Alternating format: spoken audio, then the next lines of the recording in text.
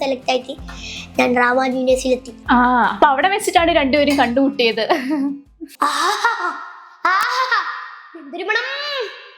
നമ്മുടെ അന്ത്രുവിന്റെ ഉമ്മ വെച്ചതാ. അതിലെ കൗണ്ടറുകളും അതുപോലെ തന്നെ എക്സ്പ്രഷനൊക്കെ അടിപൊളിയായിട്ടുണ്ടായിരുന്നു. അപ്പൊ എങ്ങനെയാണ് ഇത്ര ഒരു പേടിയുള്ളത് അങ്ങനെ കൂളായിട്ട് അഭിനയിക്കാൻ പറ്റുന്നത്?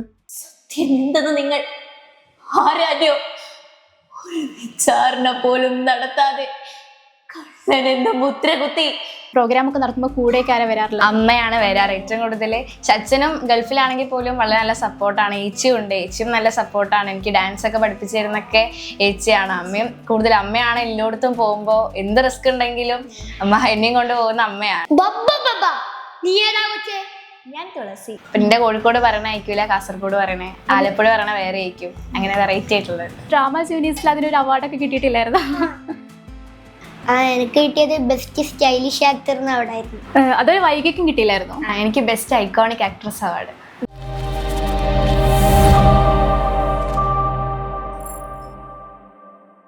കൊച്ചുമുതലാളി സുഖല്ലേ? സുഖം. ആ ഒരു സ്കിറ്റ് ഞാൻ ഒരുപാട് കണ്ടിട്ടുണ്ടായിരുന്നു, നല്ല രസമുണ്ടായിരുന്നു. അപ്പം അതിലെ കൗണ്ടറുകളും അതുപോലെ തന്നെ എക്സ്പ്രഷനൊക്കെ അടിപൊളിയായിട്ടുണ്ടായിരുന്നു. അപ്പൊ എങ്ങനെയാണ് ഇത്ര ഒരു പേടിയുള്ളത് അങ്ങനെ കൂളായിട്ട് അഭിനയിക്കാൻ പറ്റുന്നത്? അപ്പോൾ അറിയാത്ത പ്രായമായിരുന്നു. ഏത് വയസ്സിലായിരുന്നു അത്? ഞാൻ 3ാം ക്ലാസ്സിൽ പഠിക്കുമ്പോൾ തന്നെ വൈഗയുടെ കണ്ണകിയായിട്ടുള്ള അതൊരു രക്ഷയില്ലായിരുന്നു. അത് ഭയങ്കര ഇമോഷണൽ ആയിട്ട് സീരിയസ് ആയിട്ട് ചെയ്യേണ്ട ഒരു റോളായിരുന്നു. അപ്പം അതുപോലെ തന്നെ എല്ലാ റോളും ചെയ്യില്ലേ, കോമഡി ആയിട്ടാണെങ്കിലും അതുപോലെ തന്നെ സീരിയസ് റോളുകളൊക്കെ ചെയ്യും. അപ്പൊ ഏതാണ് ഏറ്റവും പ്രയാസമൊക്കെ ആയിട്ട് തോന്നിയത്? അങ്ങനെ പ്രയാസമായിട്ടോ അങ്ങനെയൊന്നും തോന്നിയിട്ടില്ല. കിട്ടിയപ്പോ ഒക്കെ അങ്ങനെ ചെയ്യും. അവിടെ ഞങ്ങൾക്ക് ഗ്രൂമേഴ്സ് ഒക്കെ ഉണ്ടായിരുന്നു. ഓരൊക്കെ ഇങ്ങനെ ട്രെയിൻ ചെയ്യിപ്പിക്കുമ്പോൾ അതിനേതായിട്ടുള്ള രീതിയിലൊക്കെ ചെയ്യും. ഇപ്പൊ രണ്ടുപേരും പഠിച്ചുകൊണ്ടിരിക്കുകയാണല്ലേ? എന്തിനാ പഠിക്കണേ? ഞാൻ 6ാം ക്ലാസ്സിൽ. ഞാൻ 8ാം ക്ലാസ്സിൽ. അപ്പം ഷൂട്ടിന് വേണ്ടിയിട്ട് പോകുന്നതാണോ അതോ പഠിക്കാൻ വേണ്ടി സ്കൂളിൽ പോകുന്നതാണോ കൂടുതൽ ഇഷ്ടം? ഷൂട്ടിന് പോണത്. അതെല്ലേ. അപ്പൊ നിങ്ങൾ കലോത്സവങ്ങളിലൊക്കെ പങ്കെടുക്കാറില്ലേ? അപ്പൊ ഒരു ഇഷ്ടപ്പെട്ട എന്തെങ്കിലും ഒരു പെർഫോമൻസ് ആവാം അല്ലെ? നാടകം ആരംഭിക്കുന്നു. സ്നേഹത്തിന്റെ മതം. എടാ അന്ത്രു, എന്താണ് എന്റെ ശബ്ദത്തിന്റെ ഒരു ഗമ? നമ്മുടെ സംവിധായകൻ പ്രകാശേട്ടൻ വരുന്നുണ്ട്. മൂപ്പര് കാണ്ടിഷ്ടാന്റെ കളി. ആ മക്കളെ എല്ലാവരും റെഡിയല്ലേ? നമ്മൾ എവിടെ വെച്ചാ നിർത്തിയത്? അവിടെ വെച്ച് തന്നെ വീണ്ടും തുടങ്ങുന്നു. അന്ത്രു അച്യുത ഇവിടെ. എടാ മുദ്രാവാക്യം മുസ്ലി. അങ്ങനെ തന്നെ. സുഷമ, കാഞ്ചനയും മൊയ്തീനും മുഖത്തോട് മുഖം. Okay, dialogue. പണ്ടാരും കരണ്ടും പോയല്ല. ഇനിയിപ്പോ എന്താ ചെയ്യാ? ആരും സമയം കളയണ്ട, നമുക്ക് ആ ഗ്യാപ്പിൽ അതങ്ങ് തീർക്കാം. എടാ അച്ചു, അതിങ്ങ് എടുത്തു വെക്ക്. എടാ ഭക്ഷണം. പ്രകാശേട്ടു,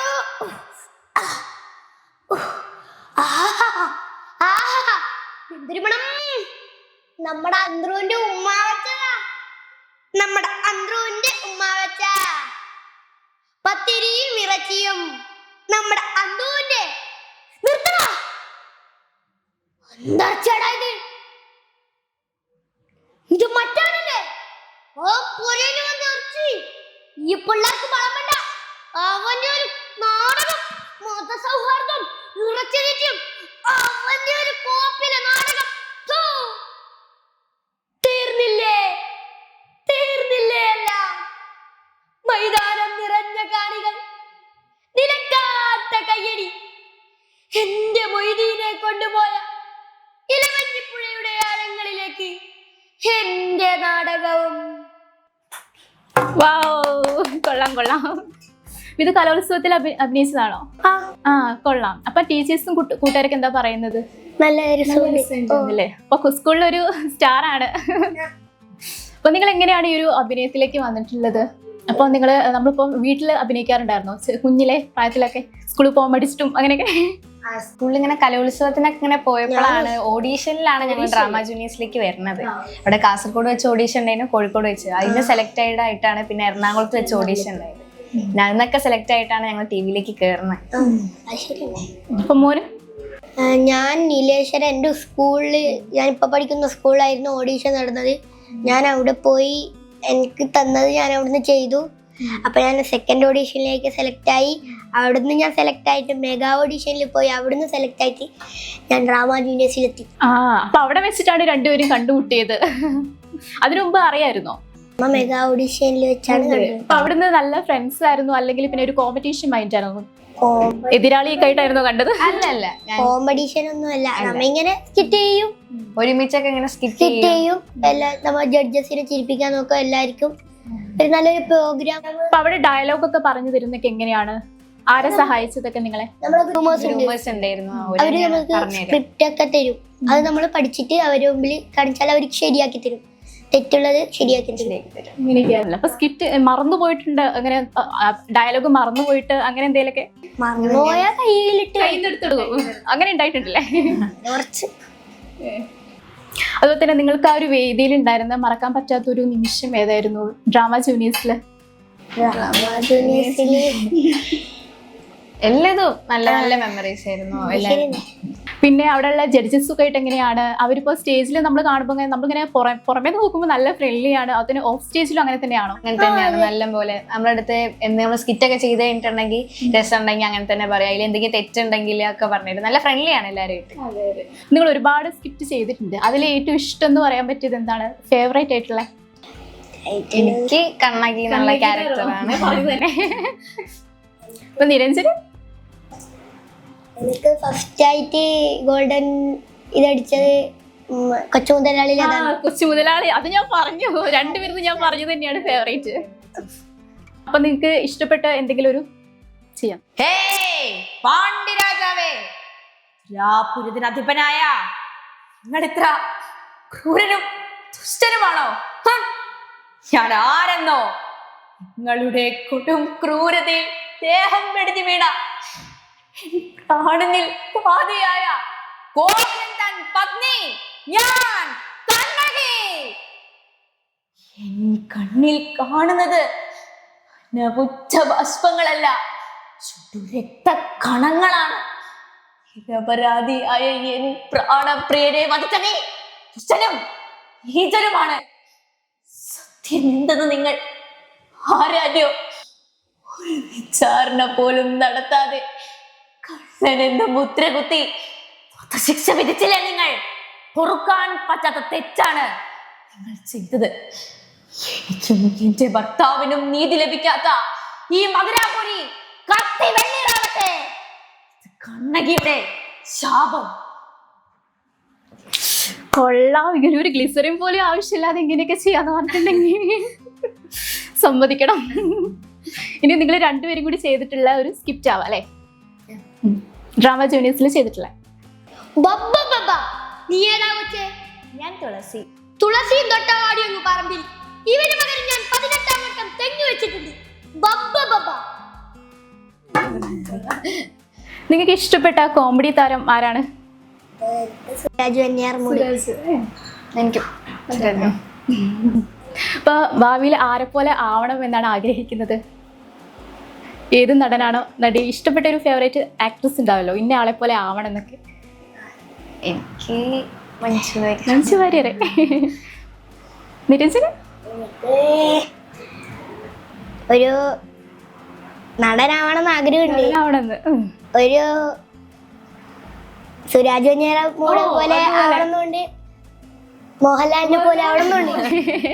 രണ്ടും ആവട്ടെ. അപ്പോ അഭിനയത്തിന് പുറമെ രണ്ടുപേരും നല്ല ഗായകരാണ്. ഒരു പാട്ടാവാം. ആ കാണുന്നത് സൂര്യനോ ചന്ദ്രനോ? പറയൂ പൊന്മകനെ. സൂര്യനുമല്ല ചന്ദ്രനുമല്ല, സുരേന്ദ്രനാ ടീച്ചർ. എന്താ മുകളിലേക്ക് എറിയും പന്ത് താഴെ വരുന്നത്? മുകളിൽ കളിക്കാൻ ആളില്ലാത്തത് കൊണ്ടാണ് ടീച്ചർ. എന്തിനാ കുഞ്ഞെ മരങ്ങൾ നമ്മൾ നട്ടു വളർത്തണത്? അതിന് തനിയെ നട്ടു വളർത്താൻ കഴിവില്ലാത്തത് കൊണ്ടാ. മണലിപ്പ് തടയാനാണടമടയാ മരങ്ങൾ വളർത്തണത്. അപ്പൊ മുക്കുലിപ്പ് തടയാനാണോ ടീച്ചർ മീശ വളർത്തണത്? എന്നാൽ ഉത്തരം പറയാൻ ഒരുങ്ങിക്കോ, കാ വരുന്നൊരു വാക്ക്. പറങ്കി മാങ്കയാണ് ടീച്ചർ അതിന്റെ ഉത്തരം. പറങ്കി മാങ്ങയിൽ എവിടാ കുഞ്ഞെ കാ വരുന്നത്? അതിന്റെ അടിയിൽ തൂങ്ങി കിടക്കണ കായാണ് ടീച്ചർ, അത് കായാണ് ടീച്ചർ. കൊള്ളാം. അപ്പൊ കുഞ്ഞിലെ തൊട്ടേ തുടങ്ങിയിട്ടുണ്ടല്ലേ അഭിനയിക്കാൻ വേണ്ടിയിട്ട്? അപ്പൊ ഏതൊരു പ്രായത്തിലായിരുന്നു? ഞാൻ 9ാമത്തെ വയസ്സിൽ. 9 വയസ്സില്. അപ്പൊ ആദ്യമായിട്ട് അഭിനയിച്ചത് എവിടെയായിരുന്നു? ഏത് ഷോയിലായിരുന്നു? ഡ്രാമ ജൂനിയേഴ്സിലായിരുന്നു. അമ്മ ജൂനിയേഴ്സിൽ. അത് കഴിഞ്ഞിട്ട് പിന്നെ ഞാൻ ഫ്ലവേഴ്സിലെ ഇത് ഐറ്റം വേറെ എന്ന പരിപാടിയിൽ പോയി.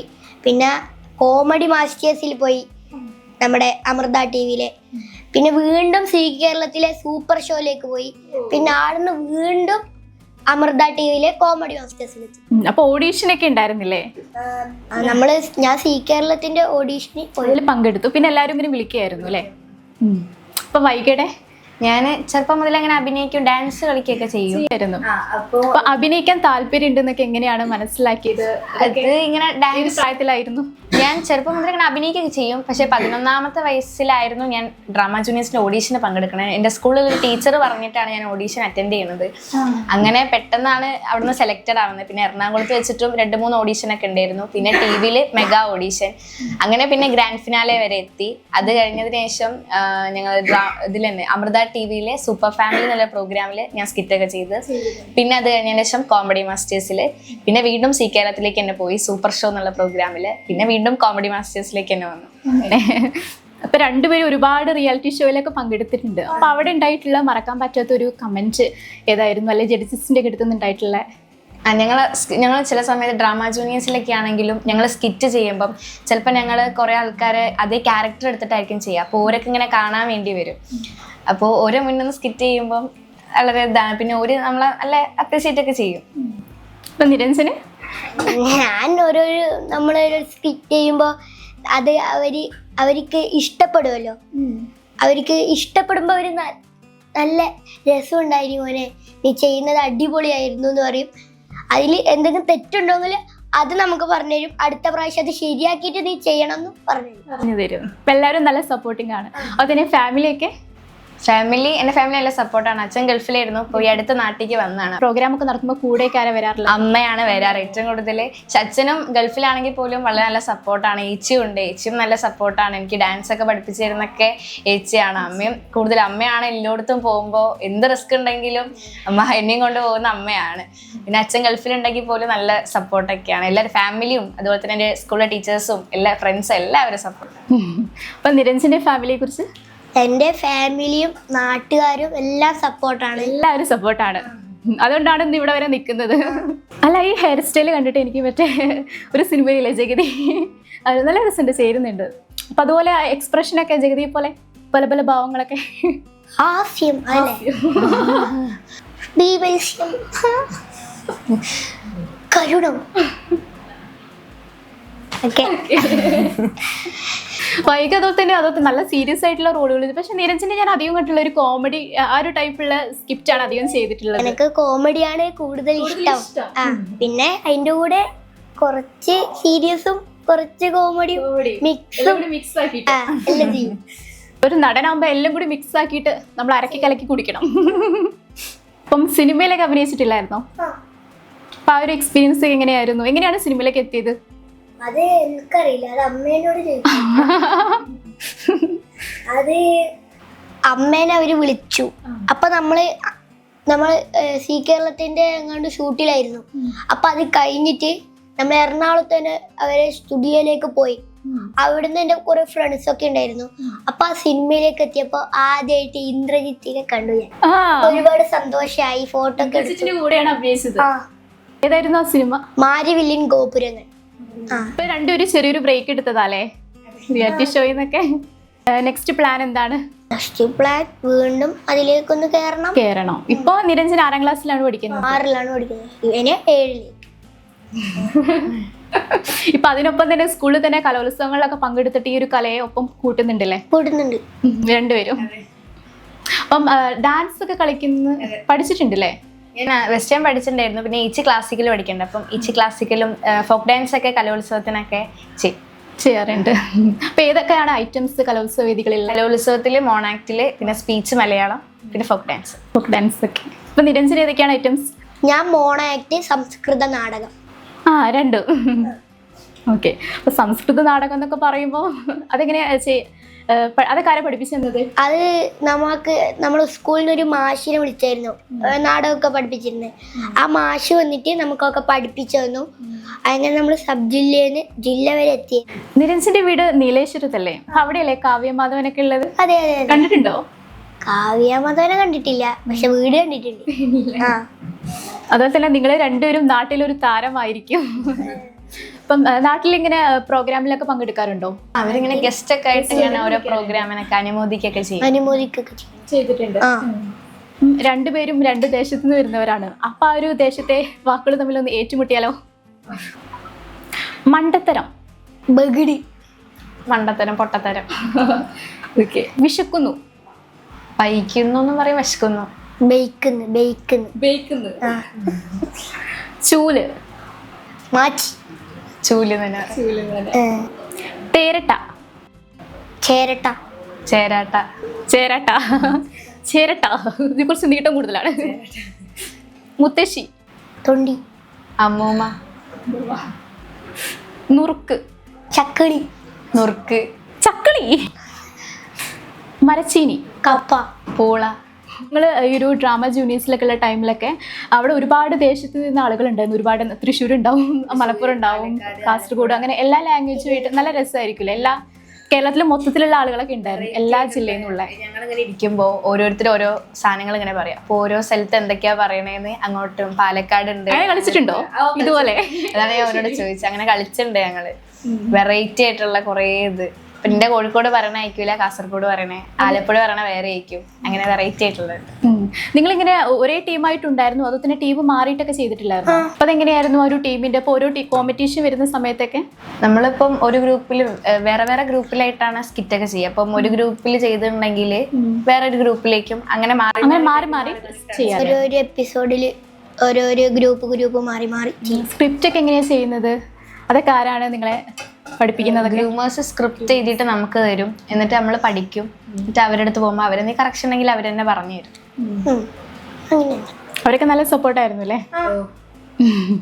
അപ്പൊ എത്ര പേരുണ്ടാവും ഇങ്ങനെ നമ്മളിങ്ങനെ ട്രെയിൻ ചെയ്യിച്ചെടുക്കാനൊക്കെ വേണ്ടിയിട്ട്? 2, 3, 4, 5 പേരുണ്ടായിരുന്നു.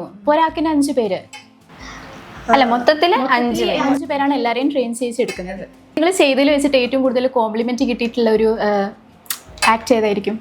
ആ ഒരു റോള് ചെയ്തിട്ടുണ്ടെങ്കിൽ നല്ല കണ്ണകി അതുപോലെയുള്ള ഈ അമ്മമ്മ, സീതാദേവി, എന്നൊക്കെ നല്ലതായിരുന്നു. സീതാദേവിക്ക് ചെയ്തു. അതായിരുന്നു മെഗാ ഓഡീഷനിലെ സീതാദേവി ആയിരുന്നു ചെയ്തത്. അപ്പൊ നിരഞ്ജന്റെ? എന്റേത് ബബ്ബലത്തും കൊച്ചു മുതലാളി, പിന്നെ ഒരു അംഗവൈകല്യമുള്ള കുട്ടിയായിട്ട് ഞാൻ ചെയ്തായിരുന്നു. അത് നല്ലായിരുന്നു. ഭയങ്കര സ്റ്റൈലാണ് നിരഞ്ജന്റെ ഈ ഒരു ഹെയർ സ്റ്റൈലൊക്കെ കാണുമ്പോൾ. അപ്പൊ ഡ്രാമ ജൂനിയേഴ്സിൽ അതിനൊരു അവാർഡൊക്കെ കിട്ടിയിട്ടില്ലായിരുന്നു? എനിക്ക് കിട്ടിയത് ബെസ്റ്റ് സ്റ്റൈലിഷ് ആക്ടർ അവാർഡായിരുന്നു. അതൊരു വൈകിക്കും കിട്ടിയില്ലായിരുന്നു? എനിക്ക് best iconic actress award. Okay. അപ്പൊ രണ്ടുപേർക്കും ബെസ്റ്റ് ഓഫ് ലക്ക്. ഇപ്പൊ തുടങ്ങിയിട്ടല്ലേ ഉള്ളൂ, ഇനിയും ഒരുപാട് ഉയരങ്ങളിലേക്ക് മുന്നേറാൻ സാധിക്കട്ടെ എന്ന് ആശംസിക്കുന്നു. Thank you. ഭവാനിത്തള്ളേ, എന്നെ വലിയ കാര്യ. ഭവാനിത്തള്ളേ, ഭവാനിത്തള്ള നിന്റെ വല്യമ്മ. അമ്മച്ചേ ബലരാമേട്ടകത്തുണ്ടാ? ആലയില് കാണും. ആലയിലില്ല, അവിടെ കുട്ടികൾ മാത്രമേ ഉള്ളൂ. ആലയിലില്ലേ? ഇല്ല.